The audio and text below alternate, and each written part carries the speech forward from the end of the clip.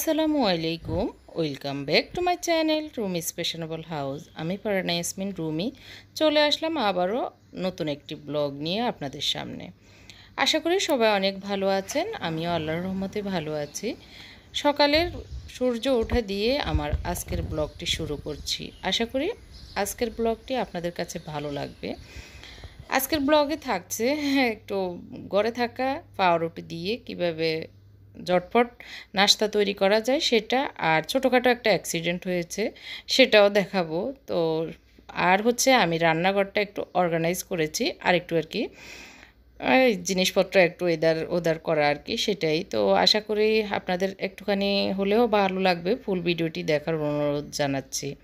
তো শুরুতে আমার মুনতাসিরের রুমটা একটু গুছিয়ে নিচ্ছি। অনেক পুরনো এই বিছানা চাদরগুলো, ওদের ছোটোবেলার, তো এখন নিত্য ইউজ করতেছি, তো কিছুদিন ইউজ করার পরে এগুলো আর ফেলে দিব।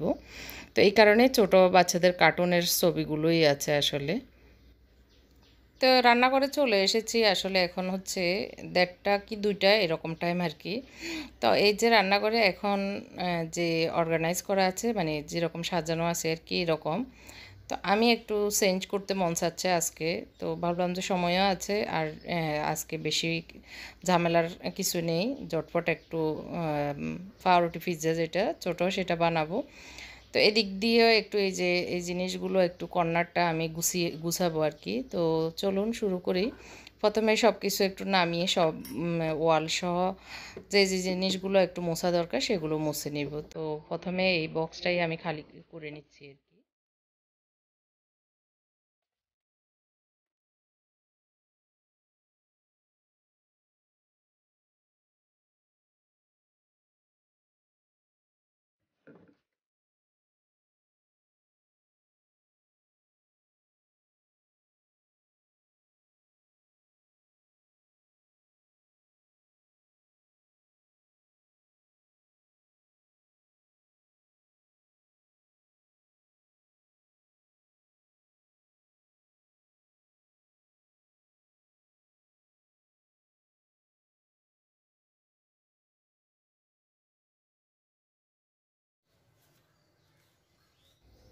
তো আমি চুলার অপোজিট সাইড যেটা, যেদিক সেদিকে এই বক্সটা নিয়ে এসেছি। তো একটু সব কিছু মুছে আবার রেখে দিচ্ছি। তো কিভাবে করলে আসলে ভালো লাগবে এখনও বুঝতেছি না।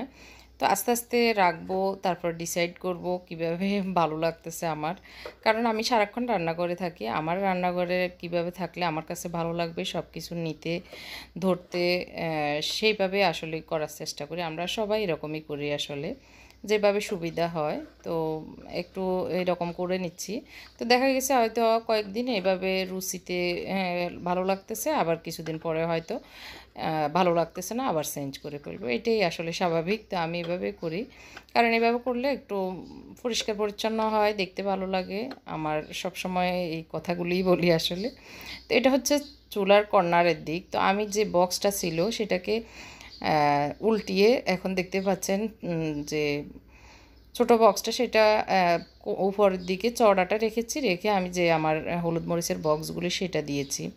তো দেখতেছি যদি এভাবে ভালো লাগে তাহলে এভাবে রাখবো। নিচে একটু উঁচা নিচা আছে, যার কারণে আমি ওইভাবে সেট করতেছি আসলে।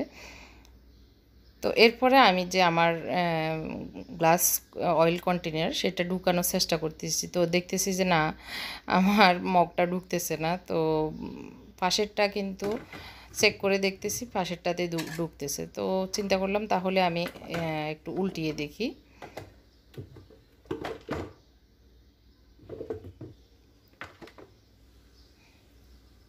তো আবারও সেম প্রসেসে আমি করছি। তো এবারে দেখি, তো এবারও আসলে যে নিচে সাপোর্ট, তেল পড়ার সাপোর্টটা আমি একটা ফ্রিজ দিয়ে রাখি, সেটা দেওয়ার পরে আর তেলের যে ঝাড়টা সেটা ঢুকতেছে না। তো যার কারণে আমি চেঞ্জ করে এইভাবে রেখে দিচ্ছি। তো আসলে একটুখানি ভালো লাগা, একটুখানি কষ্ট হলেও যেভাবে ভালো লাগে সেভাবেই করার চেষ্টা করি। তো আমার দুটো সরিষা এবং সয়াবিন তেলের কন্টেনারগুলো উপরে রেখেছি, আর হলুদ মরিচের বক্সগুলি এভাবে রেখেছি। কেমন লেগেছে, কেমন হয়েছে আমাকে কমেন্ট করে জানাবেন। আর এগুলো আমি অনলাইন থেকেই নিয়েছি। এখন ফেসবুকে কিন্তু এরকম অনলাইনে অনেক দেখা যায় ভিডিও সহ আর কি। তো অনেক দিন আগে আনিয়েছি, আসলে এখনও ইউজ করা হচ্ছে না। তো আজকে ভাবলাম যে এখানে লাগিয়ে নিই। তো প্রথমে একটা লাগিয়ে নিয়েছি, পরে মনে হলো আমি একটু শেয়ার করি আমার বোনদের উদ্দেশ্যে। তো এখানে টুকিটাকি হয়তো একটুখানি ঝুলানো লাগে এটা সেটা, সেই কারণে আমি এখন 3টা দিয়ে দিয়েছি। এগুলো 12 ঘন্টা এভাবে লাগানোর পরে ভালো করে মুছে পরিষ্কার করে লাগিয়ে 12 ঘন্টা এভাবে রেখে দিতে হয়, তারপরে জিনিস ঝুলানো যায়। এখানে প্রায় 10 কেজির মতো ঝুলানো যাবে নাকি ভিডিওতে লেখা, তো দেখানো হয় আর কি। তো এখন আমি চলে এসেছি হচ্ছে যে গতকালকে আমি দেখিয়েছি রান্নাঘরের জন্য এলইডি লাইট কিনেছি। তো এটা মিটারে আমি কিনেছি, এক আপু প্রশ্ন করেছেন। তো মিটারে কেনার পরে এখন রান্নাঘরে এসেছি, সেটাও একটু লাগাবো চিন্তা করে। তো আমি ভেবেছি এটা তো গ্লুগান দিয়ে লাগানো যাবে। তো সেই হিসাবে আমার বড় ছেলেকে সাথে নিয়ে লাগানোর চেষ্টা করতেছি।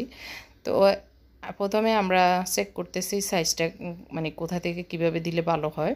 তো ওইভাবে দেওয়ার চেষ্টা করতেছি। তো এখন একটু জ্বালিয়ে দেখতেছি আলোটা কেমন হচ্ছে।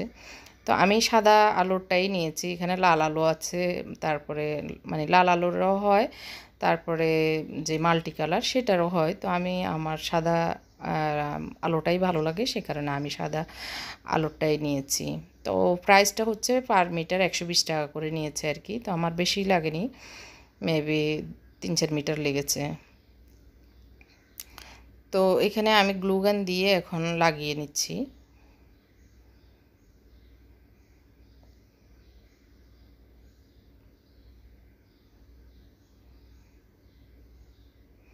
এইভাবে লাগানোর চেষ্টা করতেছি আসলে।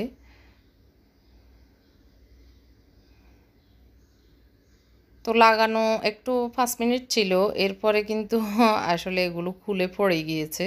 তো যার কারণে গ্লুগান দিয়ে আসলে হবে না। তো আমি আরেকটা মানে ডাবল সাইডেই যে গাম থাকে সেটার টেপটার জন্য অর্ডার করেছি, সেটা আসলে লাগাবো ইনশাল্লাহ। তো এখন আমি যেভাবে অর্গানাইজ করেছি সেটা একটু দেখিয়ে দিচ্ছি। তো এই কর্নারটা এভাবে রেখেছি, আসলে এই জিনিসগুলো একদম প্রতিদিনই লাগে, সেই কারণে এগুলো আর গুছানোর মতো ইয়ে পাচ্ছি না আসলে। তো আর এখন ইফতারেরও রেডি করার একটু প্রিপারেশনের দরকার আছে, সেই কারণে ওগুলোতেও কাজে যোগদান করব আর কি। তো আমি দুই সাইডেই দেখিয়ে দিচ্ছি কেমন করে নিয়েছি। তো এগুলো আসলে চেঞ্জ হবে, আবার নতুন করে নতুন কিছু করব। তো এখানে আমি একটা মানি প্ল্যান্ট দিয়েছি একটা বোতলে, আর অলিভ অয়েল আর হচ্ছে বয়মে কিছু প্রয়োজনীয় জিনিস রেখেছি। তো এই কর্নারটা আমি এভাবে সাজিয়েছি, একটা যে ফিরা আছে মানে রুটি বেলার, সেটা নিচে দিয়ে তারপরে সেটার উপরে আমি এই জিনিসগুলো রেখেছি। তো সকবোর্ডটাতে আসলে কিছু লেখা হয়নি, এলোমেলো হয়ে আছে। এখন আমি রান্নাতে চলে এসেছি। আসলে রান্না পেঁয়াজ পেঁয়াজু, বেগুনি আর ছোলা ভাজা ওগুলো হয়েছে। তো একটা রেসিপি সেটা হচ্ছে যে ফ্রিজে থাকা, এখানে আমি নিয়েছি গাজর, পাতাকপি, একটা পেঁয়াজ আর হলো রেড ক্যাপসিকাম। তো সবগুলোকে আমি চপারে দিয়ে একদম ভালো করে চপ করে নিব। তো আমার চপ করা শেষ, আমি এগুলোকে এখন রেখে দিচ্ছি। তো আমার যা যা লাগবে এখন আমি সব নিয়ে নিচ্ছি। এখানে নিয়েছি আমি আমার হাতে বানানো 2 টেবিল চামচ চিলি সস, আর হচ্ছে 2 টেবিল চামচ টমেটো সস। যারা চিলি সসটা দেখতে চান আমি আই বাটনে দিয়ে দিব, আমার চ্যানেলে দেওয়া আছে। খুবই ইজি, আসলে ঘরে থাকা জিনিস দিয়ে এই চিলি সসটা বানানো যায়। তো আমি ওভেনটাতে ভালো করে তেল লাগিয়ে নিচ্ছি। আর এক আপু আজকে প্রশ্ন করেছেন, আমি আসলে উত্তরটা দেওয়ার সময় পাইনি, কিন্তু পড়েছি আর কি কমেন্টটা। তো আমি 2 টেবিল চামচ মেয়োনিজ দিয়ে দিচ্ছি সসের সাথে। উনি জিজ্ঞেস করেছেন ইলেকট্রিক ওভেন কিনবেন নাকি মাইক্রো ওভেন কিনবেন, কোনটা ভালো হবে। তো এখন মাইক্রো ওভেনে আসলে সব কিছুই করা যায়, কনভেকশনারি সবই আছে। ওটা আপনি মানে মাল্টি যেটা সেটা কিনতে পারেন, আর আলাদা আলাদা কিনতে চাইলেও কেনা যায়। আসলে আমি আলাদা আলাদাই আমার কাছে ভালো লাগে। মাইক্রো ওভেনে আমি বেশি একটা ভালো বুঝিও না, মানে অত বেশি আমি পারি না আসলে, যেটা সত্যি কথা, পারি না, করিও নাই। তো আমার যেহেতু দুইটা আছে, আমি সেই হিসেবে আর ওইদিকে যাইও নাই, এটা আর কি। তো ইলেকট্রিক ওভেনটাই আমার কাছে সহজ মনে হয়, মানে বেকারির যে জিনিসগুলো সেগুলো। তো আমি দেখতে পাচ্ছেন কিছু সস দিয়ে দিয়েছি, যে সবজিগুলো চপ করে রেখেছি সেটাতে, আর একটুখানি লবণ দিয়েছি আর গোলমরিচ পাউডার দিয়েছি।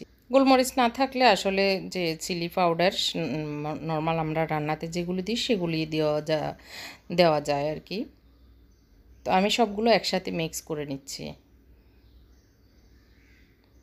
তো এই যে মিক্সারটা, এটা এমনিতেও অনেক মজা হয়। নর্মালি স্যান্ডউইচ, তারপরে যে জাম্বো বার্গার, সেগুলোতেও এটা দিয়ে হ্যাঁ করা যায়, খুবই ভালো লাগে। তো আমি আসলে পাউরুটির যে সাইডগুলো সেগুলো কেটে নিইনি। আসলে যাদের ইচ্ছে কাটবে, যাদের ইচ্ছে হয় না কাটবে না, এটা আর কি। তো আমি আর কাটিনি, এভাবে রেখেছি আর সবগুলোর উপরে দিয়ে ভালো করে মেলে নিয়েছি। তো আমি এখন একটু মোজারেলা চিজ দিয়ে দিচ্ছি।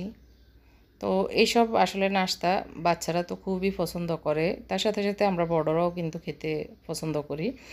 তো বাচ্চাদের তো বেশি ভালো আর কি। তো ওরা তো খুবই এক্সাইটেড এই মিনি পিৎজা খাওয়ার জন্য আর কি। তো এটা আসলে পিৎজা বলবো না স্যান্ডউইচ বলবো, আসলে আমিও নিজেও বুঝতেছি না।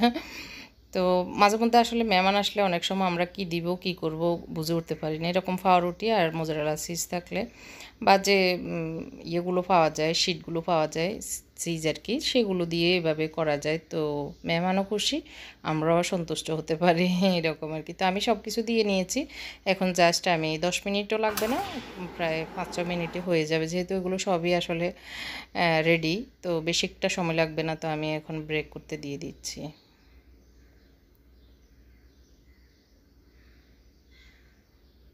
তো আমার হয়ে গিয়েছে, আমি একটু 5-6 মিনিট পরেই খুলে দেখতেছি, তো হয়ে গিয়েছে, আমি এখন বের করে নিচ্ছি।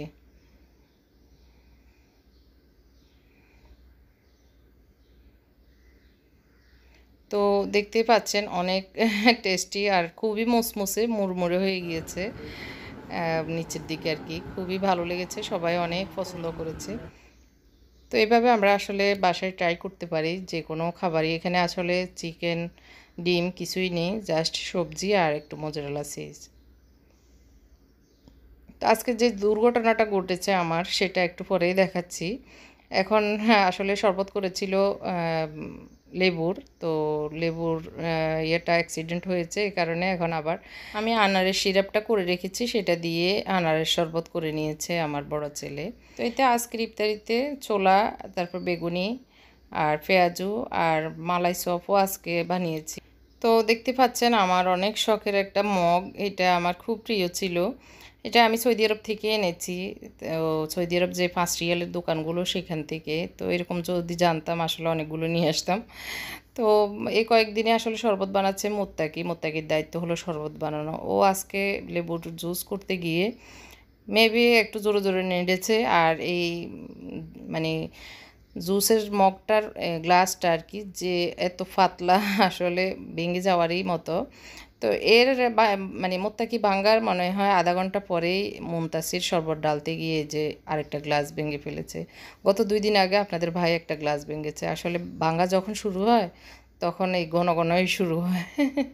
তো যাই হোক, এখন আমার এই জিনিসটা ভেঙে যাওয়াতে মানে গ্লাসের জন্য এত কষ্ট নেই, কিন্তু এই মগটার জন্য আমার খুব কষ্ট লেগেছে। তো আসলে এটা কি ফেলে দিব? এটা কি বলেন? আপনাদের কি মনে হয় আমি কি ফেলে দিব এই ভাঙা গ্লাস আর ইয়েগুলো? তো আসলে তা না, আমি কষ্ট করে হলেও এগুলোকে জোড়া দিব আমার প্রিয় জিনিসগুলোকে। তো আমি না ফেলে দিয়ে কি করছি সেটা আপনাদের সাথে শেয়ার করছি। তো আমি একটু সুপার গ্লুর সাথে নিয়েছি, সুপার গ্লু দিয়ে এগুলোকে আগে জয়েন্ট দিব। তো জয়েন্ট দিয়ে আমি এগুলো একটার সাথে একটা লাগিয়ে নিচ্ছি। প্রথমে আমি মানে কোন জয়েন্টটা আগে লাগাবো, ছোট জয়েন্টটা আগে লাগাবো, সেই কারণে কিভাবে লাগবে সেটা একটু আন্দাজ করে লাগিয়ে দেখে নিচ্ছি। প্রথমে আসলে চেক করে নিতে হবে কোন সাইডটা কোথায় বসবে, তাহলেই আমাদের জন্য সুবিধা। আর গ্লাসটা অনেক পাতলা, যার কারণে আসলে সুপার গ্লু দিতেও কষ্ট হয়। তো ছিদ্র আসলে বন্ধ, এখন আমি ছিদ্রটা আগে একটু টুথপিক অথবা পিনের সাহায্যে সুপার গ্লুর মানে ছিদ্রটা খুলে নিয়েছি। তো এরপরে আমি প্রথমে ছোট যে বাংলাটা সেটা লাগিয়ে নিচ্ছি। এরপরে আমি পুরোটাতেই আগে সুপার গ্লুটা লাগিয়ে নিচ্ছি। তো এই তো হয়ে গিয়েছে আমার জগটা একদমই পারফেক্ট। তো আবারও আমি উপর দিয়ে যে ফাটা অংশটা সেটাতে আবারও লাগিয়ে নিচ্ছি, তাহলে আরও বেশি মজবুত হয়ে যাবে। আর গ্লাসটাকেও আমি লাগিয়ে নিচ্ছি। তো এগুলো আসলে লাগিয়ে এভাবে তো আর ইউজ করব না, কিছু একটা করব, তো সেটা আগামী ব্লগে দেখাবো। সেই ব্লগটি দেখার আমন্ত্রণ জানিয়ে আজকের মতো এখানে শেষ করছি। আজকে এই পর্যন্তই ছিল। সবাই অনেক ভালো থাকবেন, আমার জন্য দোয়া করবেন। আল্লাহ হাফেজ, আসসালামু আলাইকুম।